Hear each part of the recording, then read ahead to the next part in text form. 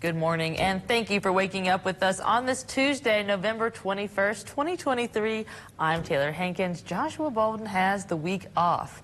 And if you're luckier than I am and haven't stepped out the door to work yet, it actually feels pretty nice out. But what's it going to be like for the rest of the morning and the week? Let's bring in meteorologist Jeffrey Hull.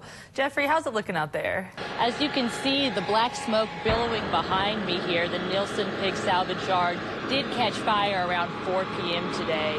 We have not been told at this time what caused the flame, but what we do know is that there's a myriad of cars, as you may be able to see here, that have caught fire as well, that have been causing explosions throughout the afternoon. Athens, Oakville, Montcalm, Kimball, Bramwell, Green Valley, Bluefield, Virginia, Bluefield, West Virginia, and Bluestone fire departments have all responded to this event. And folks, that just speaks to the severity and magnitude of this fire that's going on behind me here. And when we learn more, we'll bring it to you at home. Here for you in Mercer County, Taylor Hankins, back to you in studio. Shortly after 2 p.m. on Thursday, Montcalm Volunteer Fire Department arrived on the scene of a fire at the legacy business Nelson Pig Scrap Yard. At least 8 fire departments aided, carrying water in dump tanks from Montcalm's sole fire hydrant 2 miles to Browning-Lambert Mountain. The fire was finally contained around 1 a.m. Friday morning. And with fire hydrants, I feel like my business could have been saved. I've lost my whole business here. Whole livelihood. I've worked 35 years for. The Pig family says they have been promised water access for a decade and have even put down deposits on water meters and signed easements for water lines. We took these residents' concerns to Mercer County Commissioner Bill Archer, and this is what he had to say. We've been going step by step through all that, and we keep pushing through the entities, the government entities, in order to push for this to happen because those folks are really hurting for water. The mural on this wall behind me here will soon be getting a facelift by its original artist who painted it in 1984. The mural has faded at this point since it was first done. It's my first outdoor mural that I did in 1984. And so for me, it's gratifying to come back to it and be able to fix it up. Elms is working with local artists and community members to paint these fabric panels to lay over the original mural. 6 years after the body of 21-year-old Caitlin Toller was discovered on East River Mountain, the man convicted of her murder has come to court for sentencing. The day began with the judge denying the defense's motion to set aside the verdict for lack of evidence.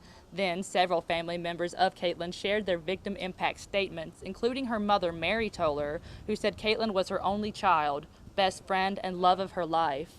She mourns that her grandson was only 18 months old when Caitlin passed away and will now only know his mother through picture books and that the pain will last forever. Pennington then addressed the court, once again denying that he murdered Caitlin, saying, quote, "I have not been the best person, but I am not a monster." On cross, the Commonwealth's attorney said to Pennington, quote, "Be a man and tell the family what happened to Caitlin." Pennington then addressed Caitlin's mother, saying, "I am sorry for your loss, and you know that, Mary." Pennington's sentence was then entered before the court. Pennington will face a life sentence for the murder of Caitlin Toller and an additional 115 years for the concealment of her body and additional financial crimes. Here for you in Tazewell, Virginia, Taylor Hankins, WVVA News. Good morning, everyone. Thank you for joining us on this week's edition of In Focus. This Sunday, we're talking water access, the lack thereof in some communities here in the two Virginias, and one nonprofit's efforts to fix that scarcity. I'm here with David Woodard, director for the Appalachia Water Project, and Cindy Howe, director of the Navajo Water Project. And thank you so much for letting me and all of our viewers know what it's like in your part of the country, and also just thank you so much for the work you do. I'm sure that everyone from where you're from is so proud of you, and we're happy to have you here in Appalachia too. An amazing guest. Thank you so much. And when we come back, we're going to talk about what Dig Deep Appalachia Water Project is doing in McDowell County this week. Keep it locked. Aside from the beauty and the history, it's just plain fun. It's one thing to see all of that gorgeous video. It's another thing to actually be in the ATV and get the wind through your hair and smell the gorgeous smell of nature. So I'm gonna hit those trails one more time. Here for you in Bramwell, West Virginia, Taylor Hankins, WVVA News.